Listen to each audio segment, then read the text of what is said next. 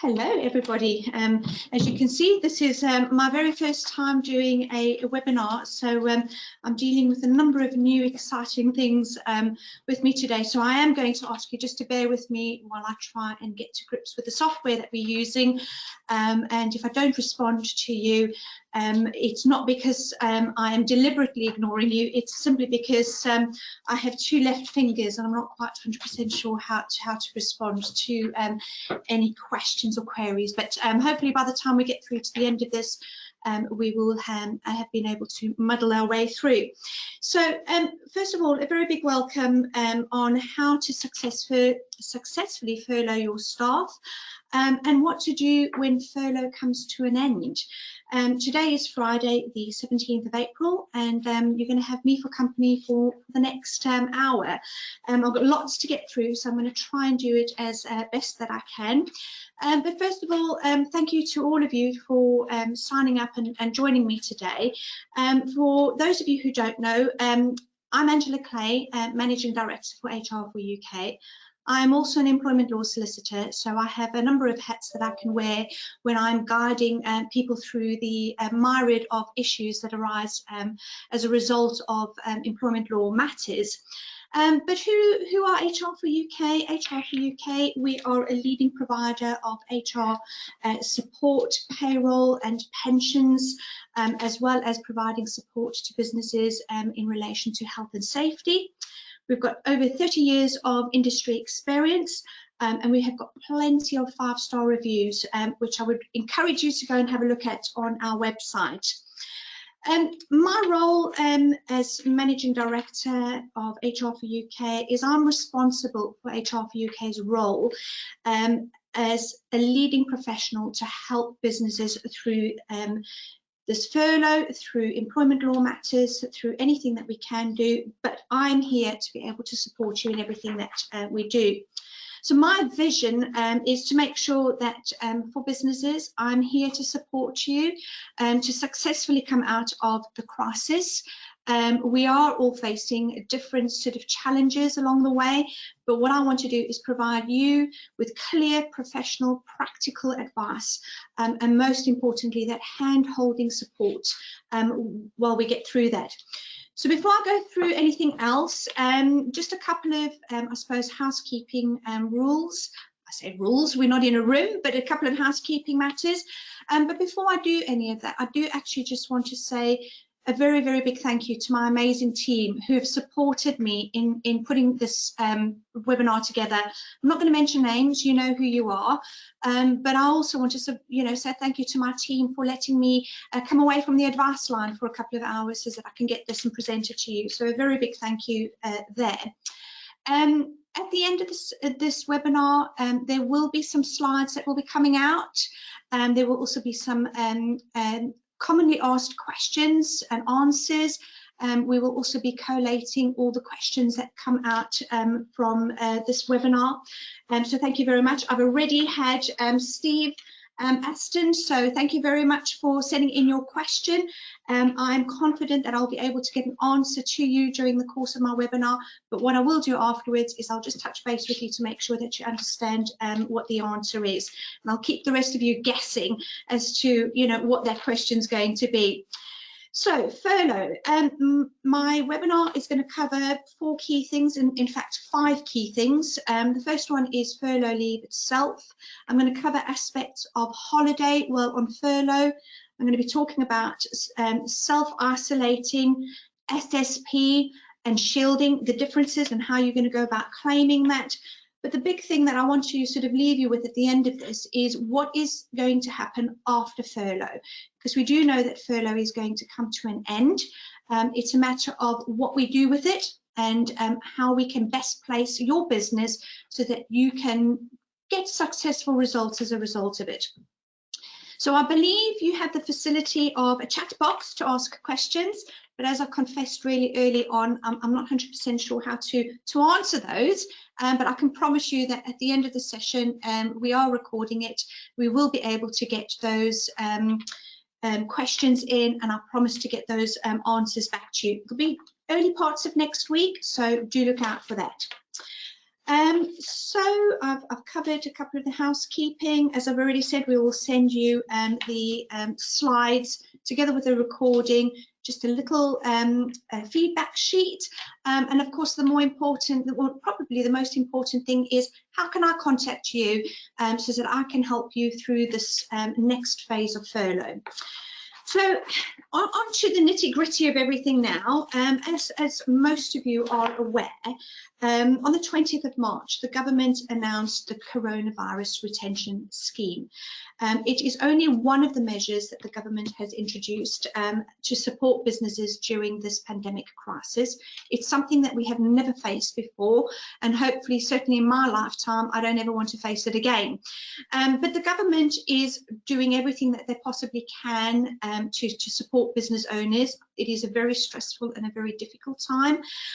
But what the Coronavirus Job Retention Scheme, also known as the Furlough Scheme, what it is a grant that the government will be providing to business owners of up to a maximum of £2,500 per month per employee, or 80% of wages.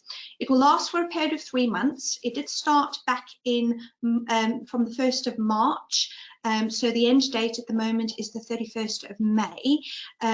At this point in time, there is no indication to extend that, but we just heard yesterday that the government has extended the lockdown period, so we very much anticipate that they may well extend it. But that's certainly off of my back. There is no authority to confirm that, so please don't quote me on it if it doesn't turn out to be that way. So employers can claim for workers who have been furloughed.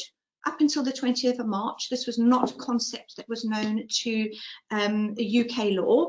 It's very much an American term, but what it really means is it's when staff are, it's a temporary redundancy situation, but it's when you are sending staff home with pay but no work, because of course one of the obligations under employment law is that you have to provide your employees with work.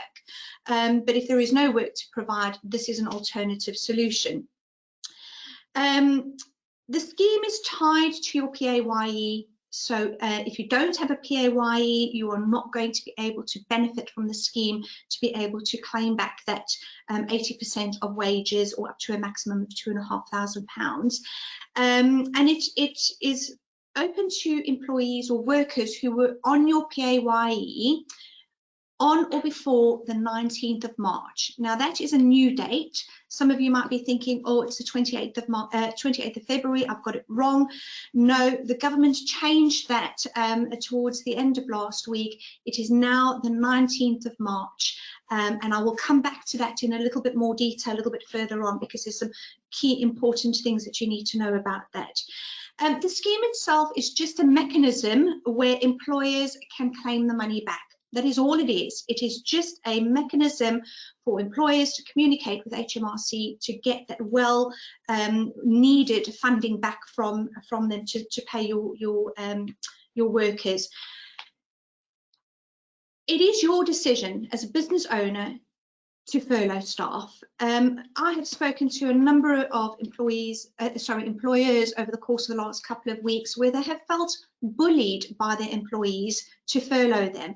And again, I'm going to talk about that a little bit more in a moment, but it is absolutely your decision. It is not your employees' decision to furlough themselves. It is your decision. And likewise, when you want to call time on furlough, that is also your decision.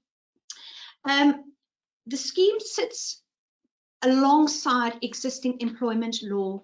Okay, so even though the scheme is there and the furlough terms are a slight variation, you still have to comply with normal employment law matters. Okay, so you've got to be mindful of discrimination, you've got to be mindful of unfair dismissals, you've got to be mindful of rights to consultation and collective redundancies, if that is the particular case that may be applicable for you.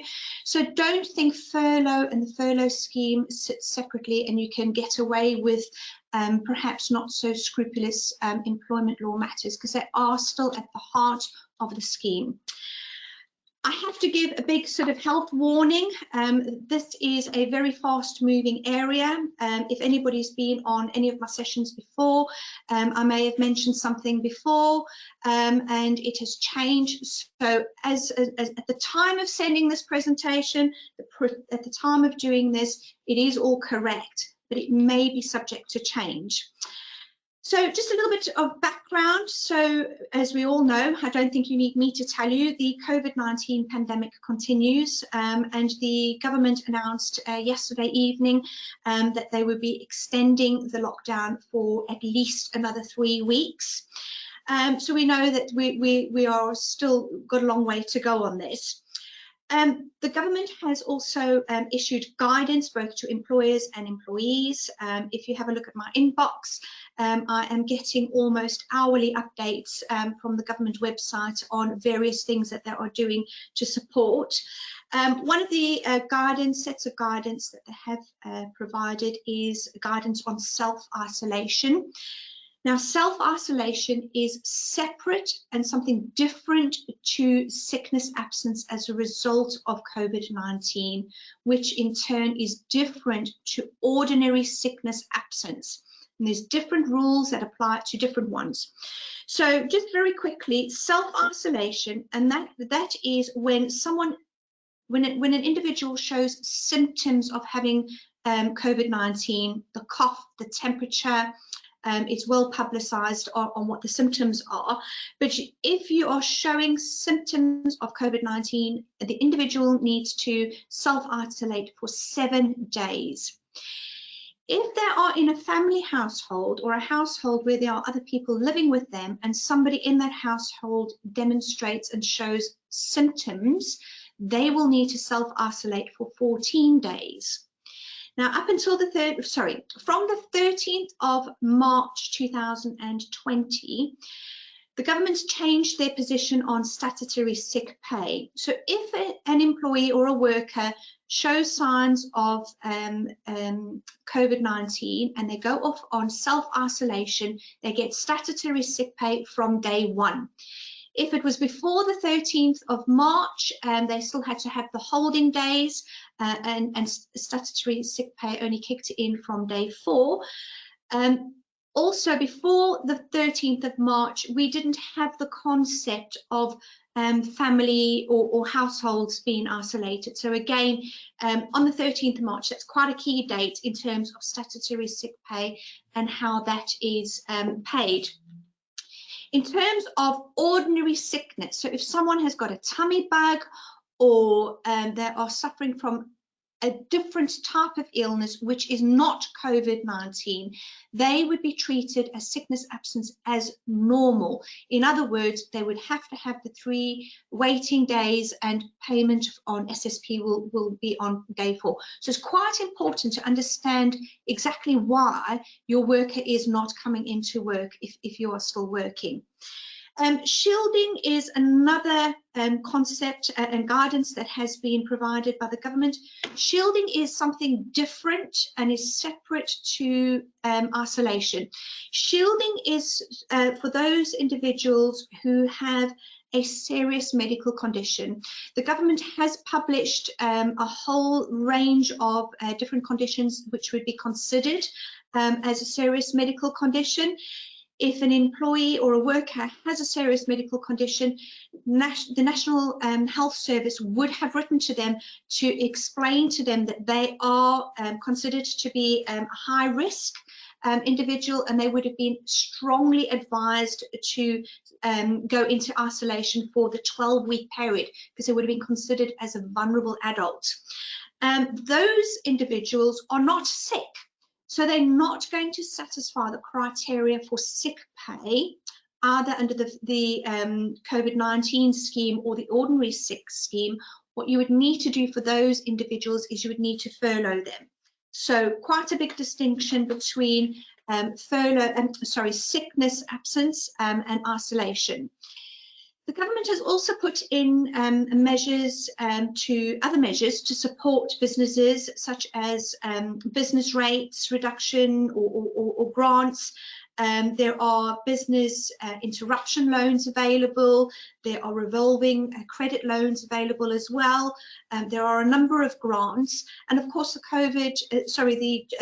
Coronavirus Job Retention Scheme is just one of those measures. So if you are finding yourself in difficulties and you want to make use of those other measures in place, do go onto our website. We have got a little bit more information. We're not able to give you more advice than that, and we'd strongly recommend that you either get in contact with your accountant or with somebody who can actually help and support you. So let's move on to the more meaty stuff. So what is furlough leave? So as I mentioned earlier on, furlough leave is someone who remains employed. So all their normal employment terms and conditions continue while they're on furlough leave, but they don't have to work. Okay, and as part of furlough leave, they will agree to a reduction of their wages. And this is what the government has put in place, is to enable business owners to not only furlough their staff, but also to be able to reclaim the 80% of their wages up to a maximum of £2,500.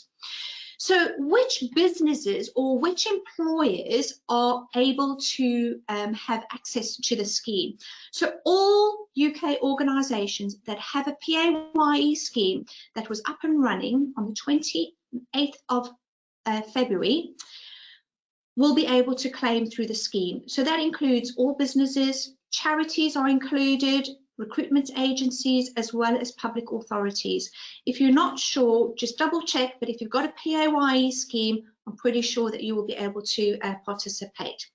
So I've talked a little bit about what you can claim, and I've talked about the reclaiming of wages, but also as part of the grant is employers will be able to claim back the employer's national insurance contributions, as well as auto-enrollment contributions that are made.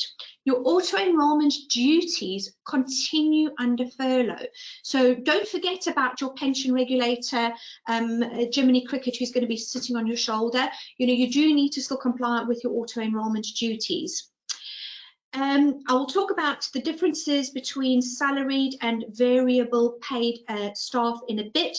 But, you know, again, there is a calculation that goes on what you can claim. A big question that a number of employers have been asking is, do I have to provide evidence that I can't afford to pay my workers? And at the moment, the scheme merely states that it will cover wages. At this point in time, there is no requirement for employers to show that they cannot afford to pay their employees.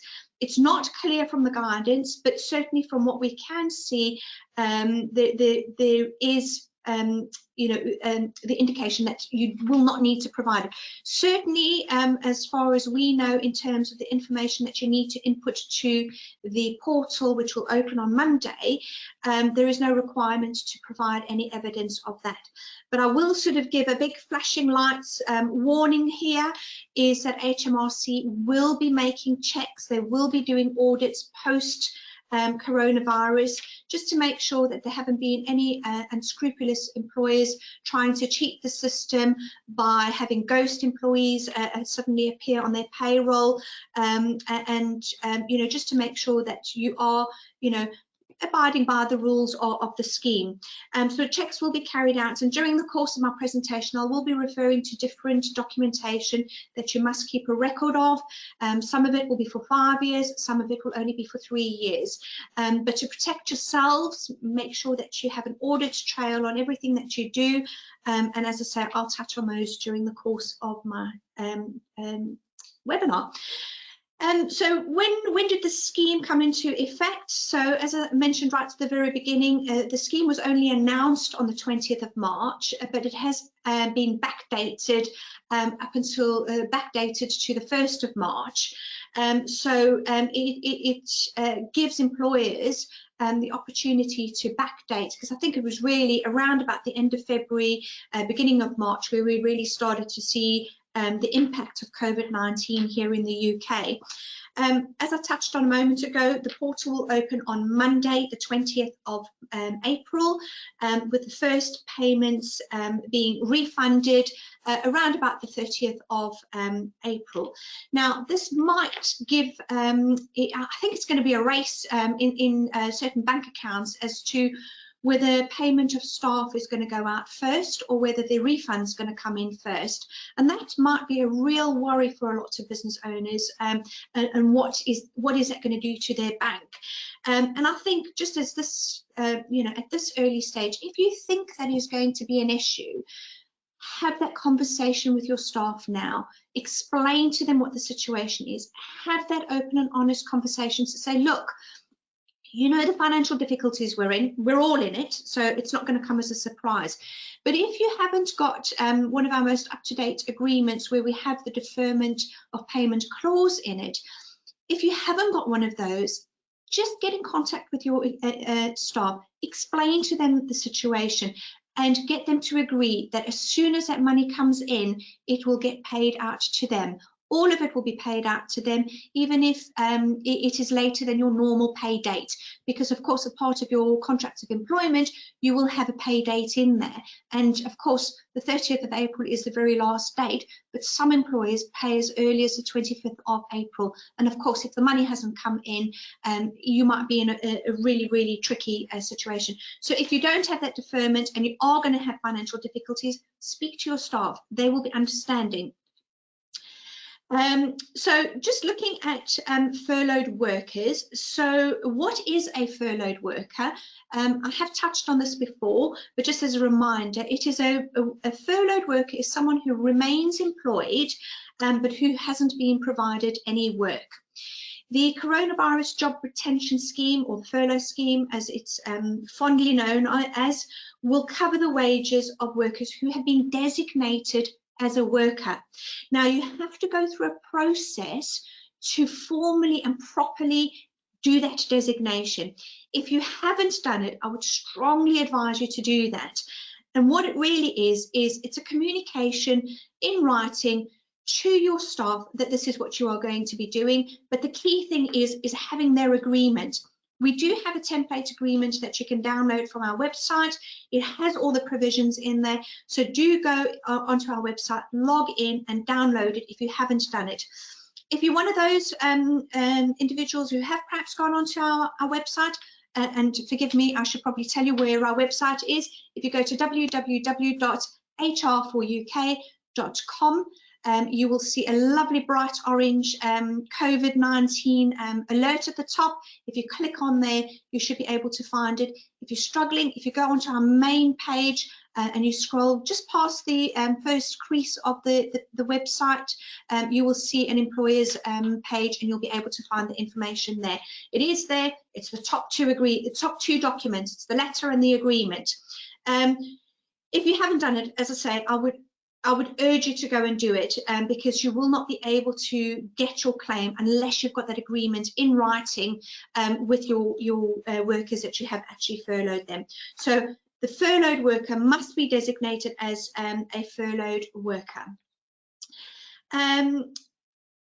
Work is anything that provides a service or generates revenue for your organisation.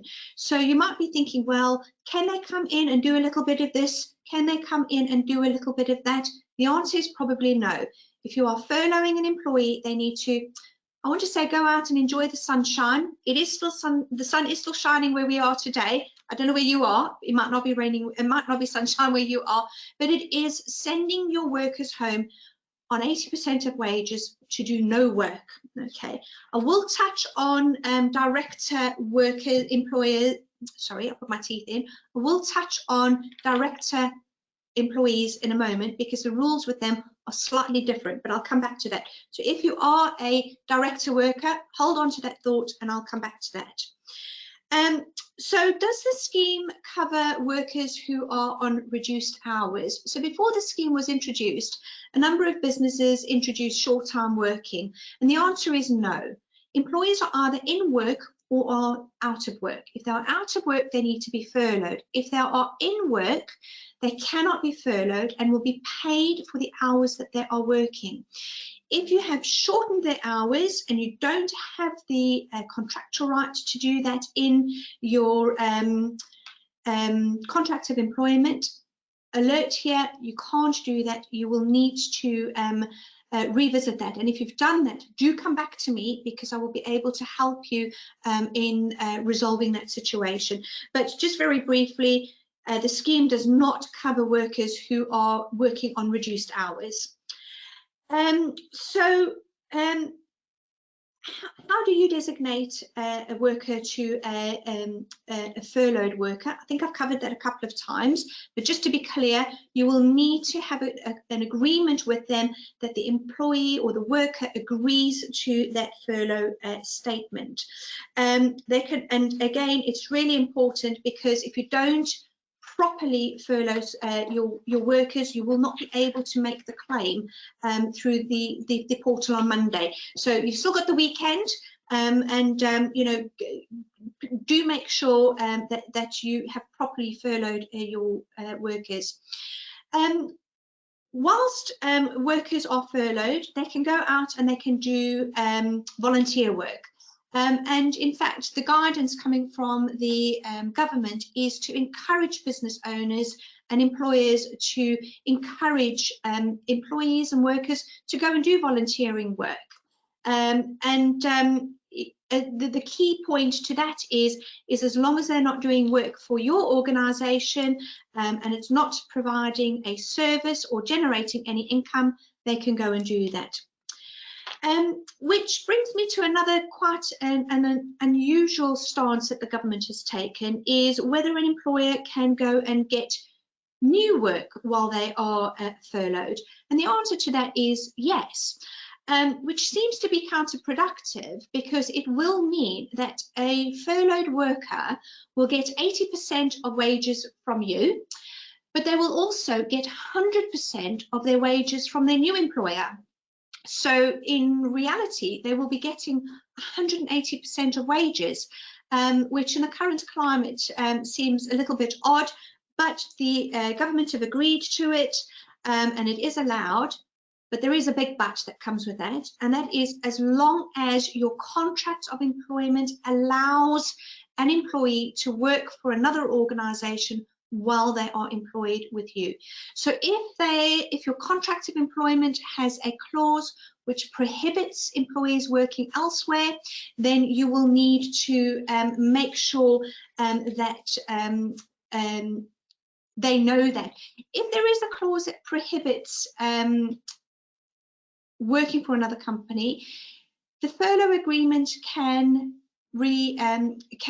change that. So again, it is just about a matter of making sure that if your contract says that they can't do it, you can vary that term in the furlough agreement by making sure that you know, that term is varied.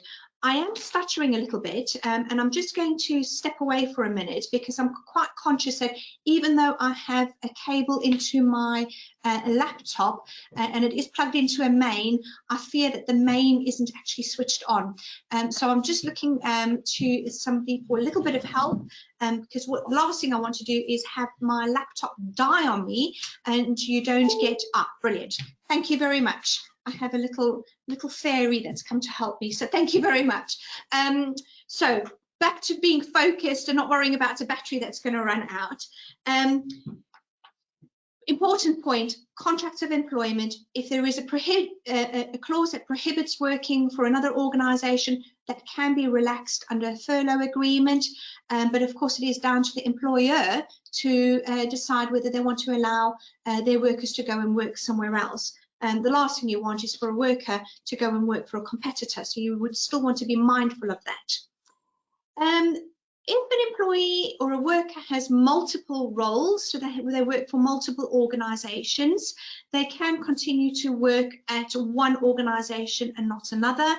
Likewise, they could be furloughed from all their employers and receive 80% of wages from each individual employer. Each employer is treated separately, and it is down to each separate individual employer to decide whether or not they want to furlough their workers.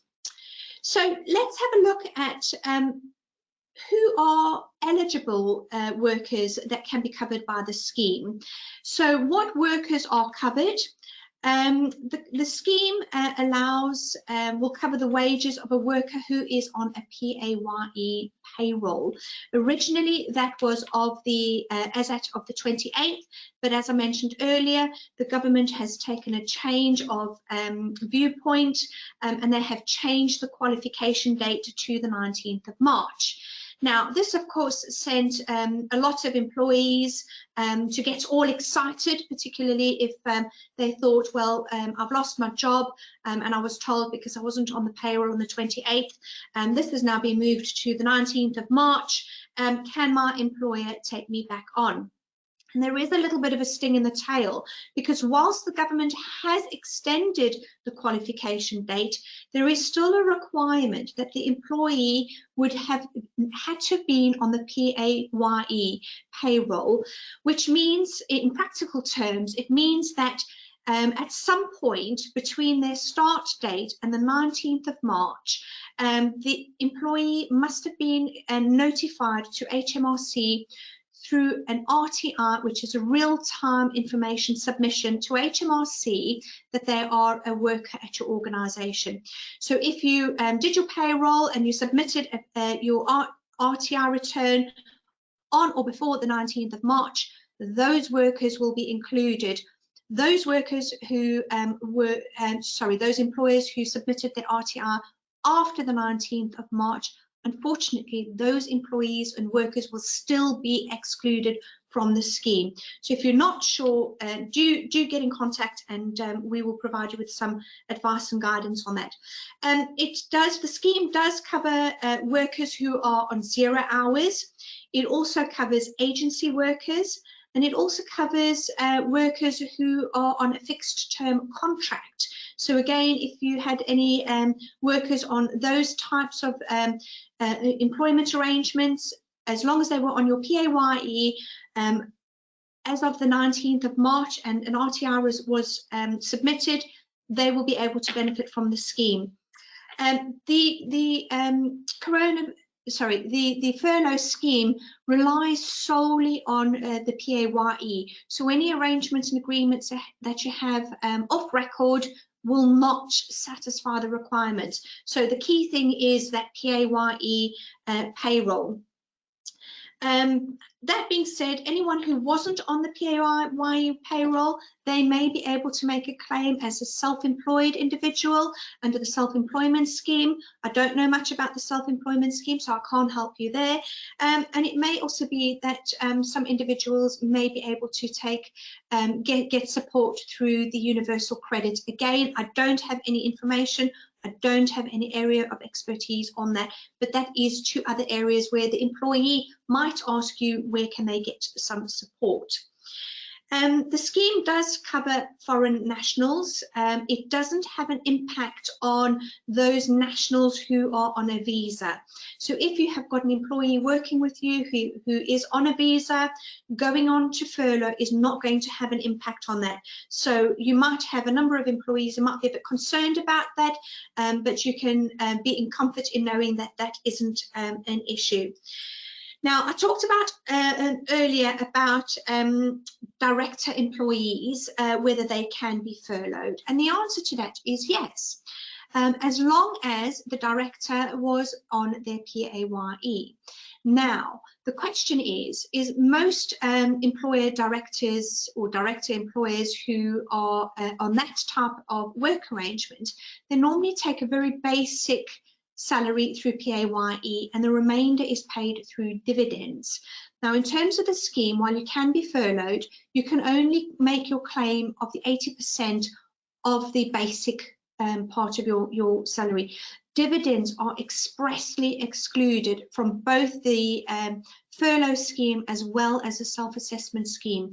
So fellow director employees, you know, as I am, you will also, we fall between a rock and a hard place. So, you know, we do not have the comfort of being able to participate there. But you can, of course, be furloughed.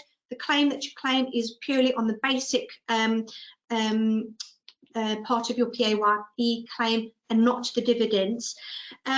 The government has come out very clearly to say, however, that director employees, because of course, as I mentioned earlier, you are not allowed to work, you can't carry out work, and that means that you know, you might be sort of thinking, well, what about my director duties? They have come out to say there is very narrow opportunity to be able to carry out director duties, and that is limited to what you are required to undertake under an Act of Parliament. So that will really be limited to perhaps filing your year-end accounts, or perhaps providing information to your payroll so that they can process your payroll. That's about it.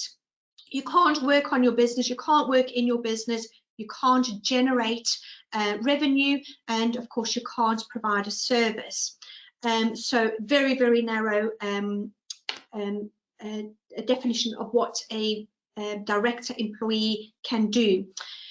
So again, quite early on, the scheme will cover employees who would have who have been dismissed. So again, some employers might have seen what was coming and carried out a number of dismissals. You know, rather than having to carry out a redundancy, the scheme will cover workers who were dismissed before the scheme came into place. However, you will need to re-engage them. In other words, you will need to take them back on as an employee, and their employment will continue. Now, whether there is a break in their continuous service will depend on when their original effective termination date is, because there are certain rules around that. So you would need to be mindful of that. But again, I give a big flashing warning here. Business owners should be really careful in doing what is right for their business when reinstating ex-workers. Ex-workers left for a reason. If they were dismissed for conduct issues, do you really want them back in your business? Only you can answer that. But there are things that you do need to think about. And likewise, if someone resigned and they thought the grass was greener on the other side, and suddenly they're coming knocking on your door wanting to come back, quite frankly, they left for a reason. But of course, it is down to you to decide whether you want to reinstate them. In other words, you rehire them, they become an employee again, and you know, you furlough them and they have the benefit of the scheme.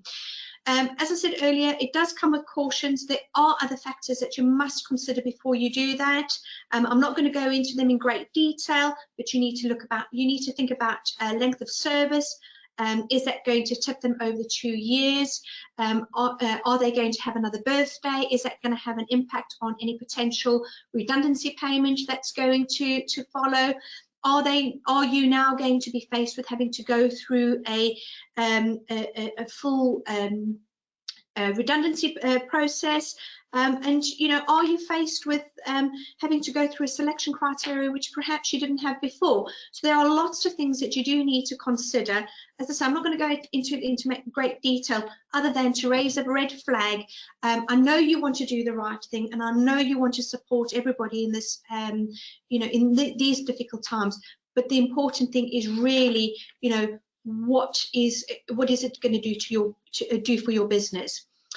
So again, I've touched on this earlier. Does the scheme cover new starters? Yes, it does, but it has that sting in the tail. They must have been notified to HMRC on or before the 19th of March. So that is the key question to be asking for new starters. So again, if you did have new starters, there would have perhaps been other ways in dealing with the termination of their employment. they would have been within a month of starting with you, so the notice period would have been no notice, or you know, so again, you could have come to an agreement where you could have deferred their start date. So I'm just going to touch on a couple of other points, because I can see we are marching away in time very quickly, and the key parts that I still want to come to, but I don't want to sell you short on sharing information. But let's just have a look at you know, selecting workers for furlough. So you must always, before you are going to be furloughing an employee or a worker, do consider, can they carry out that work from home? Because if they can continue working from home, you can carry on keeping them employed. So always do bear in mind, if they can work from home, that should be the first option. But of course, there are many job roles within an organisation where it's not practical to be able to work from home. But if they can, that should be the first option. Employers do not have an automatic right to furlough workers. Okay, so as I said, the scheme is just a mechanism to claim back the funds. It is not it's not altering employment law. Okay, so there is a distinction. It's not an automatic right, but of course you can do it. Which you're probably thinking that's just a bit of a contradiction in terms, but you know, it will all depend on the contractual terms. Some contracts will have a layoff clause or a short-time working clause. Furlough is another version of that. But again, if you don't have those clauses in your contracts of employment, you don't have the contractual right to make that change. So again, contract law becomes quite important there. And again, by furloughing staff, you are varying that contract of employment. Where workers don't agree to be furloughed, so they stamping their feet down and saying, I'm not going to be furloughed, of course, you as a business owner will need to have a look at what your options are. If you have the layoff clause, getting 80% of salary, or getting £30 for the first 5 days of work over a 13-week period, I think the 80% of wages soon becomes far more attractive than a payment of a maximum of £150. So again, but there are other alternatives. It may well be that you do need to go through a redundancy process, but furlough is a preferred option at this point in time. It is absolutely the employer's decision to furlough staff. It is not the employee's decision. It is the employer's decision. And if your business continues to operate and there is work to be done, and you can satisfy Public Health England's guidance on social distancing and providing protective equipment, PPE, you should actually continue encouraging your employees and workers to come into work as an alternative. Do not, as I say, feel bullied by workers saying that you have to furlough them. It is not their decision, it is your decision. But any workers that do come to you to request to be furloughed should be considered sensitively. Do bear in mind their personal circumstances, particularly in light of shielding, and also having a look at those with caring responsibilities. So be compassionate, be understanding, but equally do bear in the back of your mind what is important for your business and what do you need to ensure that your business can continue operating during these times. I've already mentioned that agency workers and zero-hour workers can be furloughed. A question has come across a number of times over the course of the last couple of weeks, is whether vulnerable workers should come into work. I've already touched on this. Those workers who have been notified by the NHS that they are considered to be a vulnerable adult, or if they have a serious medical condition, they should be furloughed and they shouldn't be in work. I had a question earlier in the week whether a vulnerable, in fact somebody who had received a letter, was bored of being at home and wanted to come back into work, and the employer wanted to know whether they should allow it. And I'll leave you to decide what my response to that was, but those workers who have been notified that they should be shielding, they should be furloughed, so that they can not be exposed to any unnecessary risks. In terms of selecting who is going to be furloughed, as I said earlier, you need to make sure that you keep your core individuals with you. There's no specific guidance, but what I would be suggesting and recommending is, who do you need in your business? Who is going to be part of your A team to make sure that you are getting what you need out of those who are in work? Whether you need to consult with workers before you go onto furlough, there is a question about that. If you are going to have to go into mass redundancies, there is an argument that you do need to consult. But again, if you have used our agreement or a similar agreement, it does cover that you do need to sort of bear in mind about consultation, particularly if redundancies are going to take effect. Employers can start redundancy processes during furlough, so you can start that process by kick-starting a team meeting, a virtual meeting, but do remember that you do still need to follow due process. You can't dismiss, as I saw on the news the other day, I think there was about 409 individuals who were dismissed by a virtual meeting. Moving on, meaning of wages. Again, I've covered this over the course of my webinar. I do want to get to the sort of next steps after furlough. So if I am picking up pace, I do apologise, but I am conscious of the time. I've only got an hour with you, but of course I will carry on until you all leave the room. Wages, as I said, it will cover their regular wages. Now, regular wages in terms of furlough is completely different to wages that you would calculate for holiday pay or for normal wages, because normal wages are calculated differently. There is a clear distinction in terms of regular wages for the purposes of the scheme in comparison to wages that you would normally pay.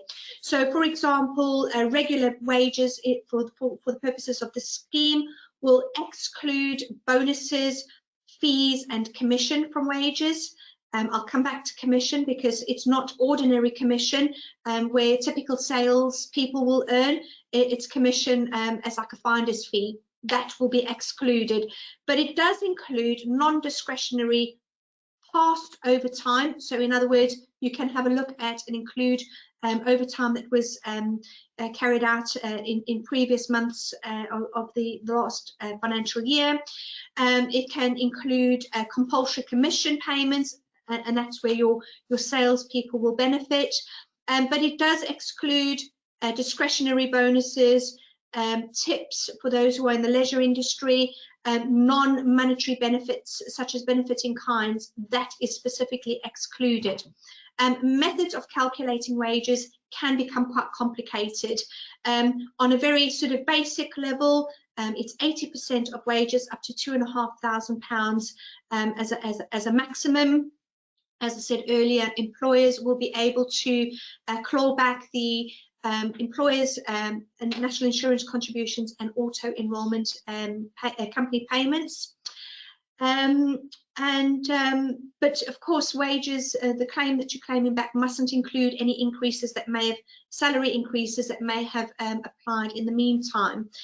In looking at salaried workers, their salary will be based on the payroll run as at the 28th of February. So whatever you paid them on the 28th of February for salaried employees and workers, that's what their claim amount will be used.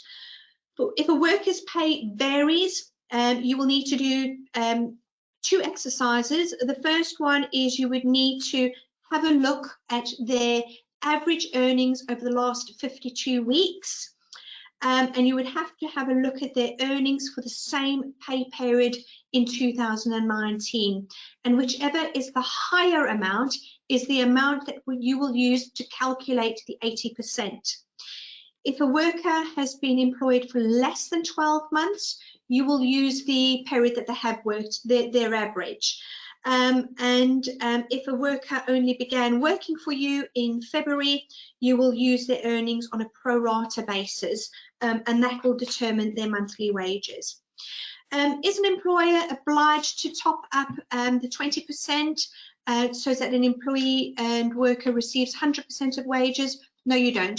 This is your decision. If you can pay and top up so that a worker receives 100% of wages, that is your choice, that's your decision. If you don't want to do it, you don't have to. There is no legal obligation to do that. In terms of national minimum wage, as a worker will not be working in line with the National Minimum Wage Act of 1998, you do not need to pay national minimum wage. So it is permissible to reduce a worker's pay to 80%, even if it means it pushes their wages below the national minimum or the national living wage. Of course, if a worker undertakes training, that will be constituted as work and they will need to be paid. Likewise, if you have an apprentice, if they are carrying out any training, they will need to be paid their full wages on that. So a big question and a big query over annual leave. So does annual leave will continue to accrue while an employee, put my teeth in, annual leave will accrue while an employee is on furlough leave. It will continue in the normal way. Just because they are not working, it doesn't detract from their remaining terms and conditions of employment, so they will continue to accrue. Workers can request and employers can allow workers to have annual leave during a period of furlough. The only difference is you will need to top up their holiday days so that they receive 100% of salary. You will also need to split out, as I mentioned earlier, calculating weekly wages for the purposes of holiday pay is different to calculating wages for furlough. So it is quite a complicated and complex calculation, but of course you can allow an employee or a worker to take holiday while furloughed. An employer can also request that workers take annual leave while they are on furlough, and many business owners might want to do this to manage having this period of holiday that that their workers aren't able to take. So again, you can request holiday to be taken, but to do this, you must give them twice as much notice as what you are wanting them to take. So if, for example, you want them to take 5 days, you will need to give them, be in a week, you would need to give them 10 days or 2 weeks notice, of the amount of time that they need to take off. And again, that period of holiday will be the topped up rate, so it is normal holiday pay, and that's calculated as a week's wages. In terms of 2P, so if anybody has recently taken over a business and they have 2P employees, these employees can be furloughed, subject to, of course, being on the PAYE as of the 19th of March, and it will be the old employer's PAYE. So I think I've covered everything on how to successfully furlough your staff. I want to spend the last part of this webinar just having a look on what to do when furlough comes to an end. We know it is going to come to an end. We're not 100% sure when that's going to be, particularly in light of the government's announcement of extending the period of lockdown for another minimum of 3 weeks. But during this time, you and your business would have been reshaped by COVID-19. you will not be able to operate in the same way as what you did before COVID-19. And I think you will recognise within yourselves how your business has changed, and perhaps how you yourself has changed, and that is going to have an impact of what you do when furlough comes to an end. COVID-19 would have affected everybody. It's not just you, it's not just your workers, it would be everybody. And how people have behaved and responded to COVID-19 will have a huge impact on your business and on you. What I want to sort of urge you is, don't just look at the here and now. Have a look at the future. Think of 3 months' time, 6 months' time, 12 months' time. Your business, if you've got an agile business, is going to change because you're going to have to adopt to these changes. But what you will need to be looking at is, how did your staff respond when COVID-19 came about? How did they respond to perhaps not having work? How did your customers and suppliers respond to COVID-19? Did they look to you for help? Were you there to help them? And all of this is going to make a huge big difference for when we come back. But what you need to do is to make sure your business is ready for that comeback. We know, we've seen it on the daily briefings from the government. You know, we are going on this absolute nosedive in terms of revenue, growth. We're falling off a cliff, and let's be frank, we're sliding down on the bottom. We're just waiting to hit the bottom. But what we do know is we are going to have a short, deep cut, but we are going to bounce back. And what you need to do is make sure your business is absolutely ready for that bounce back. But it's important that you have your A team with you to be part of that journey when you are coming through that bounce back. Because, again, if you haven't done any of the measures that I've talked about throughout, it's not too late. You can make up for lost ground. What matters is what you do now. Kind of like forget what's happened, in the past 3-6 weeks. It's what happens now and what you do in the future that's really going to count. So if you haven't done your agreements and you haven't properly furloughed your team, go away and do that. If you haven't communicated with your team or with your customers, go and do that. It's really, really important that you prepare your business for that upward curve when we come back. As I said, you want to have your A team with you. Some individuals would have really shown their true colours during this COVID-19.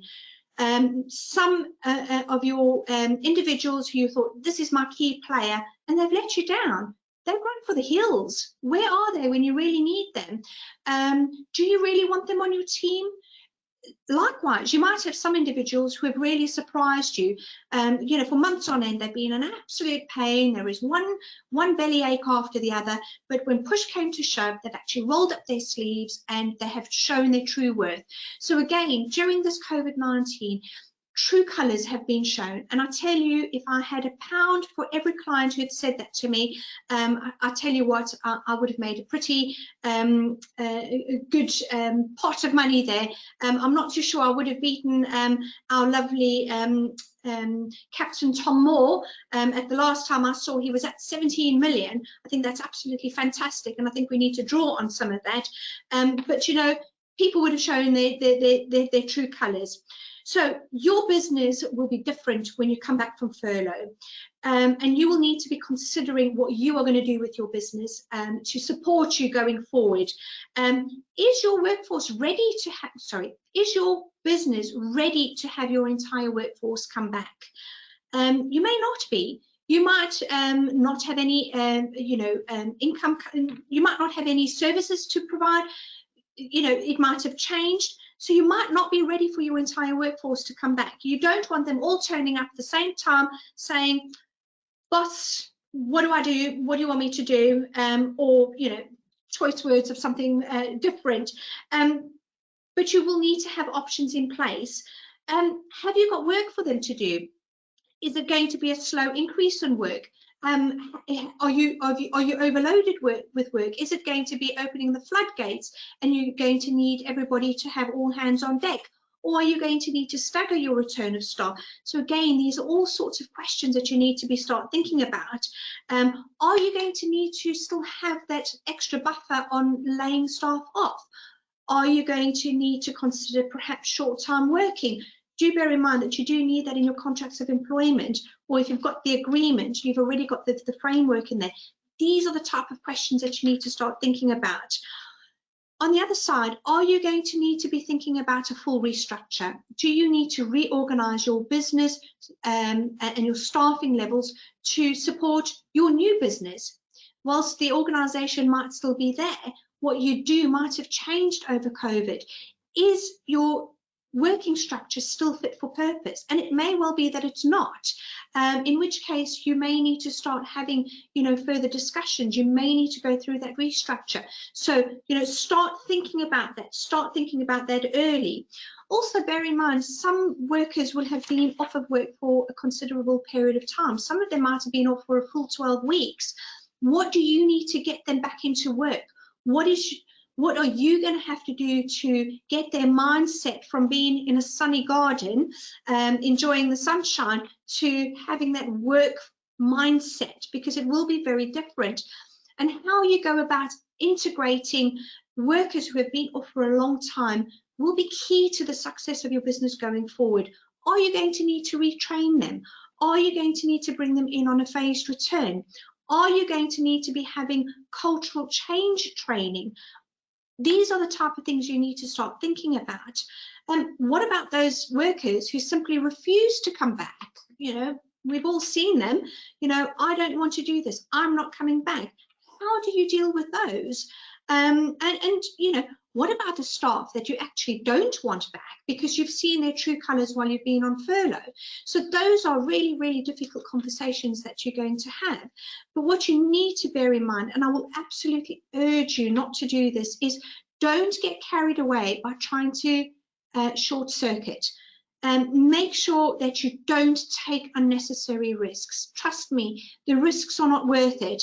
Not only the financial risks of getting it wrong and being penalised at a later stage, but the management time in dealing with disgruntled employees or ex-employees, and the stress and anxiety that you'll put yourself through.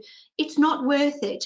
Taking the time to think things through and have a plan in place on how you're going to deal that. So I'm very conscious of the time, so I'm really going to rush through this last little bit because we haven't even got to questions and answers.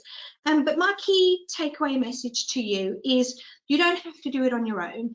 Employment matters, and dealing with individuals is very difficult. It can be extremely challenging, and as individuals, you want to do the right thing, but you have to focus on what's right for your business. I'm here to help you. I want to make sure that I am there to help you throughout the whole process. I want to be your support. I want to be there to hold your hand through whatever decisions you have to make sure that you make the right decisions, getting rid of those risks, and eliminating them as far as possible, or reducing them to such a low risk that they are not worth worrying about. As I say, help is here. Don't take that risk when help is available. What I want to share with you as my closing is every business is different. What your needs and requirements are going to be very different to the person next to you or a business down the road. It's not a case of one size fits all, and it's a case of what is right for your business. And I have put together a furlough COVID-19 crisis management package, and that package will help you through what's left of furlough and getting you through the end of furlough and what comes after that. I want to be there next to you, making sure that you can successfully come out of furlough and come out of this COVID-19 and be a successful business. The crisis package starts from £200 plus VAT, but as I say, that's the starting point. I'm not going to be, going into any great detail because it is going to be specific to you, to your business, and of course your own personal financial means, because we're all in a crisis situation. And as I said, it's not a one size fits all. I would love the opportunity to talk to you about your issues, about what you want to achieve, and make sure I keep you on the right side to get you through this very difficult time. So last few things: plan, plan, and plan. Those who plan for the end of furlough are more likely to succeed and have a successful business afterwards. Take advantage of the furlough situation. Those who don't plan, you know what, you're going to have a really, really big struggle when you come back. So don't look a gift horse in the mouth. Plan, talk to me, get guidance, let me keep you on the right side of the law, and let me get you through this. Communication is also key. Your workforce is your largest asset, but probably the most likely to be your biggest overhead, but they are important to you. Make sure you communicate with your team. Make sure that if you don't have individuals who you want to have in your team post-furlough, if you don't have your A team, let me help you communicate that to your team. Don't just sack them. Let's go through a due process. Let's make sure you look after your team. And lastly is cash flow is king. I don't need to tell you this. As a business owner, you will already know this, is cash flow is the lifeblood of any business. So after all of that marathon talking, I'm about 5 minutes over time. I would love to have an opportunity for questions and answers. I know you've given up a lot of precious time, so if it's okay with all of you, I know you can't answer, so I'm going to make a decision for you, is question and answers. We will collate all the questions that you have given to us. Thank you very much for those who have put questions. I promise to come back to you with that. And just as a closing, thank you for your time. Thank you for listening to me. I will be sending out a copy of the slides, which you didn't get to see, a copy of today's recording, a feedback form. I'd love to hear your feedback, even if it's a 0 out of 10. You're rubbish, Angela. Go back to your day job and leave the public speaking to someone else. I would welcome your feedback. But more importantly, do get in touch with us. You can go to our website, www.hrforuk.com. You can send an email to info@hrforuk.com, or if you want to speak to someone, you can ring us. Our main switchboard number is 01455 444 222, and select option 1, and one of my team will be able to speak to you. Once again, thank you very much for listening to me, and may I wish you all a very happy Friday and have a lovely weekend. Thank you.